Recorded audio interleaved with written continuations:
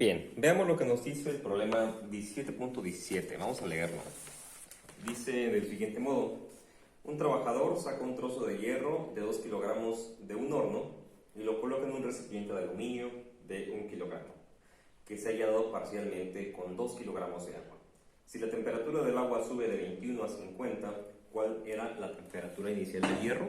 Entonces lo que entendemos acá es que, para empezar, podemos calcular las masas de los elementos o de los materiales que están inmiscuidos en el problema. Tenemos una cierta cantidad de hierro, 2 kilogramos, podemos pensarlo como un cubo o una bola de hierro, un pedazo, una piedra. Tenemos un recipiente de aluminio de 1 kilogramo, dado que el aluminio es muy liviano, entonces puede ser un recipiente bastante grande. El hierro es muy compacto, entonces un pedacito así es bastante pesado, 2 kilogramos. Entonces están metidos como en una olla de aluminio que en total tiene 1 kilogramo de material. El agua dice que previamente, este recipiente, esta olla de aluminio, tenía 2 kilogramos de agua, lo que es equivalente a 2 litros de agua.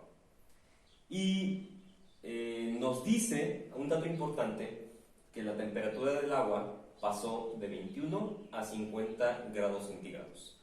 Para esto hay que entender bien la idea de lo que es el equilibrio térmico. Si tú entiendes eso, el problema va a salir sin complicaciones. Bueno, nos pide cuál era la temperatura inicial del hierro. Y aquí es donde tienes que razonar. Si el agua pasó de 21 a 50, ¿por qué crees que se calentó? Bueno, porque el hierro estaba a una temperatura mucho más alta, ¿sí? De otra manera, el agua no se pudo haber calentado. Si el hierro hubiera sido frío, pues el agua también se hubiera enfriado. Pero no, en este caso tenemos que suponer, aunque no lo dice, que el hierro estaba a una temperatura muy alta, lo metemos en el agua se calentó. Pero no solo eso, también debemos pensar que el equilibrio térmico tiene que ver con los cuerpos que se encuentran en contacto. Es decir, el agua, el hierro y el recipiente de aluminio, al final, cuando llegaron a los 50 grados, llegaron a estar los tres en equilibrio térmico. Es decir, al principio, cuando teníamos únicamente, vamos a poner aquí el recipiente, la olla con agua, ahí está lleno de agua, inicialmente ambos se encontraban a 21 grados centígrados, los dos, tanto el agua como el aluminio. Porque de otro modo estarían intercambiando calor el uno con el otro, pero no, inicialmente estaban a 21 y posteriormente llegaron a 50 grados. Por lo tanto, entonces yo puedo también calcular una delta de temperatura. Y recalco lo que dije casi al final del video pasado. Siempre es la temperatura más alta menos la temperatura más baja. Entonces 50 menos 21 me da 29, tengo esa delta de temperatura. Con estas ideas y con estos datos, aparte la tabla de calores específicos, puedo resolver el problema. Primero tengo que establecer quién gana y quién pierde. Voy a empezar estableciendo quién pierde energía, quién pierde calor.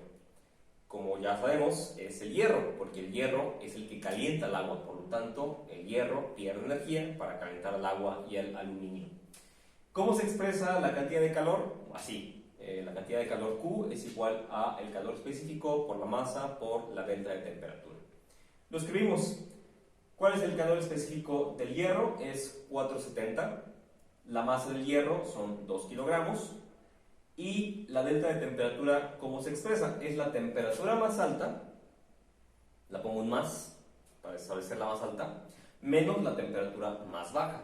Lo dejo así como un test, sin subíndices, porque son las únicas variables en este momento que se encuentran. Ahora, tengo que los 900, voy a operar un poquito, porque tengo 2 kilogramos, que se pueden operar con estos 470, 2 por 470 me da 940, y las unidades aquí van a cancelarse estos kilogramos con estos kilogramos, y solamente me van a quedar como unidades Joule sobre grado centígrado. Este paréntesis pasa igual y puedo hacer una pequeña modificación acá. Aunque no conozco la temperatura más alta, sí conozco la temperatura más baja. ¿Cuál es? Pues 50 grados. ¿Por qué? Porque todo el sistema pasó de 21 a 50. ¿Sí? A mí me dice que el agua pasó de 21 a 50, pero como los tres estaban unidos y están en equilibrio térmico, aunque no lo dice, lo debemos de asumir porque debió pasar un cierto tiempo para que llegara el agua a esa temperatura. Entonces, tanto el agua como el aluminio como el hierro al final llegaron a 50 grados centígrados. El hierro tenía que estar a una temperatura mucho más alta. Entonces, esos 50 grados centígrados deben de representar la temperatura más baja. Entonces, aquí ponemos menos 50 grados centígrados. ¿Ok? Entonces ya está. Hasta aquí hemos analizado quién ha perdido calor. Vamos a ver quién ganó. Como sabemos, y lo intuimos desde el principio, el aluminio y el agua tienen que ganar calor y elevar su temperatura. Entonces, yo tengo que sumar dos calores diferentes. El calor que gana el agua, aquí está, el calor que gana el aluminio. Entonces, aluminio y agua, así voy a empezar. Y está regido bajo los mismos términos del coeficiente del calor específico, la masa y la delta de temperatura.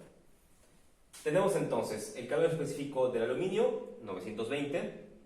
Teníamos 1 kilogramo de aluminio. ¿Y cuál es la delta de temperatura? Como lo dijimos a un principio, si pasó de 21 a 50, la delta de temperatura es de 29 grados. Es la misma que del agua porque estuvieron en equilibrio térmico durante todo el proceso. Bueno, o llegaron al equilibrio térmico tanto al principio como al final del proceso. Entonces, esta es la delta de temperatura. Pasamos con el calor que se robó o que ganó el agua. Su coeficiente es de 4186. La cantidad de materia que tenemos eran 2 kilogramos y estaba a una delta de temperatura de 29 grados centígrados. Como ves, no hay ninguna incógnita, absolutamente, y operamos. Esta parte de acá, la del aluminio, me da 26.680 joules, mientras que la del agua, operando todo esto, me da 242.788 joules de energía. Como ambos son joules o ambas son energías, las sumamos y tenemos un total de 269.468 joules de energía que ganaron en combinación el aluminio y el agua. Esta ganancia que tuvo el aluminio y el agua tiene que ser exactamente igual que la pérdida que tuvo el hierro. Entonces, finalmente, basándonos en la ecuación de la conservación de la energía, lo que se ganó, lo que se perdió de un lado, se ganó del otro. Entonces, tenemos 940 joules sobre grado centígrado multiplicado por la temperatura máxima menos los 50 grados centígrados. Esto se perdió, tiene que ser igual a lo que se ganó. ¿Qué se ganó? Bueno, se ganaron por parte del agua y del aluminio 279.468 joules de energía. Esto parece un 5 joules de energía. Ahí está. Bueno, y hay que hacer un poquito de álgebra, muy poquita, álgebra elemental, porque pues aquí tenemos la temperatura máxima a la que estaba el hierro, que es precisamente lo que nos están preguntando. Y empezamos a despejar. Entonces paso esto dividiendo, por lo tanto la T máxima va a ser igual a los 269.468 joules. Inicialmente voy a pasar esto dividiendo entre 940 joules. Los grados centígrados que se encontraban dividiendo van a pasar multiplicando grados centígrados. Y después, en un paso posterior, voy a pasar esto ya se quitó, ¿no? Entonces queda T máxima menos 50. Por lo tanto, para quitar los 50 que restan, voy a pasarlo sumando. Más 50 grados centígrados. Y todo eso me da un resultado de... aquí son 286. Esto me da 286.66 grados centígrados. Más los 50 grados que aquí tengo. Y me da lo que dice el libro, que son 336.66. 336.66 grados centígrados. Esa era la temperatura máxima que tenía el hierro, la temperatura que tenía en un principio.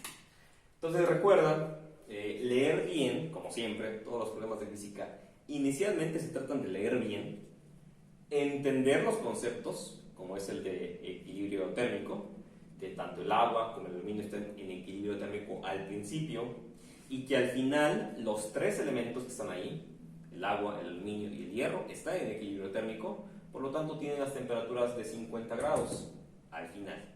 Y la delta de temperatura es el crecimiento de 21 a los 50 en el caso del agua y el aluminio.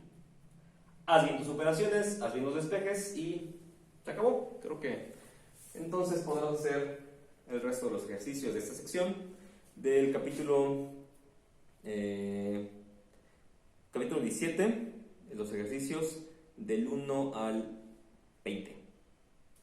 Está realmente sencillos y veremos después lo que es cambio de fase. Por mi parte es todo. Sigue estudiando.